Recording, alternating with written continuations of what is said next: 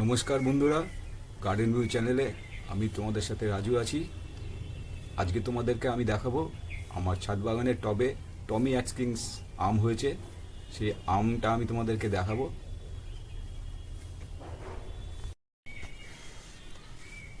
এটি আমার টমি অ্যাটকিন্স আমের গাছ। দেখো, ছোট ছোট গুটি এসছে। ভালো করে দেখলে তোমরা বুঝতে পারবে এর মধ্যে আস্তে আস্তে কালার আসছে। গাছের হাইট বেশি না। আমার এই গাছের বয়স 1.5 বছর বয়স। এই যে টমি অ্যাটকিন্স।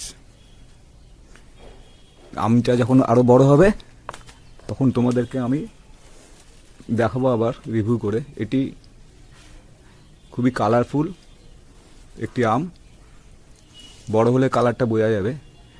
আমি এখনো পর্যন্ত খেয়ে দেখিনি, আশা করি খেয়ে তোমাদেরকে বলতে পারবো আমটি খেতে কেমন। তবে এটি মিষ্টি হয়, তবে এর মধ্যে শর্করার পরিমাণটা খুবই কম থাকে। বিশেষ করে ডায়াবেটিস পেশেন্ট যারা আছে তারা এই টমি অ্যাটকিন্স আমটা খেতে পারে। আমেরিকার 70% প্রোডাকশন এই টমি অ্যাটকিন্সই হয়। শর্করার পরিমাণ কম থাকলেও আমটি কিন্তু খেতে মিষ্টি, আর এই আমের ফ্লেভারটা খুবই সুন্দর। আমি খেয়ে দেখিনি, খেয়ে আমি তোমাদেরকে রিভিউ দেবো। এটি আমার টমি অ্যাটকিন্স আম। দেখো, আমার এই বাগানে দেশি প্রজাতির অনেক আম গাছ আছে এবং আম হয়ে এসছে। অনেক অনেক গাছে আম আসছে, গুটি গুটি এসছে। তোমরা দেখো, আমি একটা একটা করে তোমাদেরকে রিভিউ করব। আজকে শুধু টমি অ্যাটকিন্স নিয়েই কথা বলবো।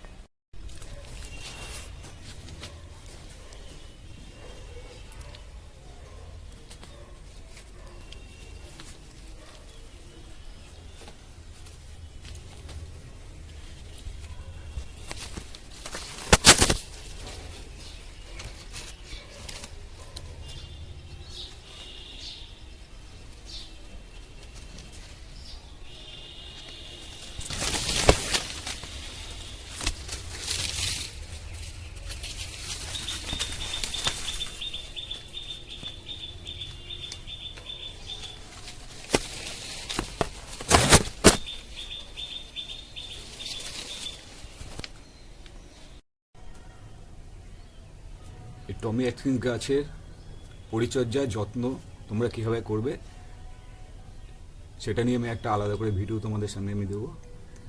এবং আমি মনে করি যে খুব সহজে এই আম গাছ তোমরা করতে পারবে। অতিরিক্ত সার প্রয়োগ করবে না, সিম্পলভাবে করবে, গাছের যত্ন নেবে, গাছের প্রতি ভালোবাসা, একটু যত্ন, তাহলেই দেখবে তোমাদের এরকম আমার মতন টবে, ছোট ছোট টবে তোমাদের দেশি বিদেশি আমগুলি তোমরা খুব সহজেই করতে পারবে। আর তোমরা আমার চ্যানেলটিকে সাবস্ক্রাইব করবে আর আমার পাশে থাকবে, যাতে তোমাদেরকে এরকম ভালো ভালো ভিডিওগুলি তোমাদের সামনে তুলে ধরতে পারি। কমেন্ট করবে আর পাশে বেল আইকনটিকে তোমরা প্রেস করে দেবে। আজকের মতো ভিডিও তাহলে শেষ করলাম। পরবর্তী ভিডিও নিয়ে আমি খুব তাড়াতাড়ি তোমাদের সামনে যাচ্ছি।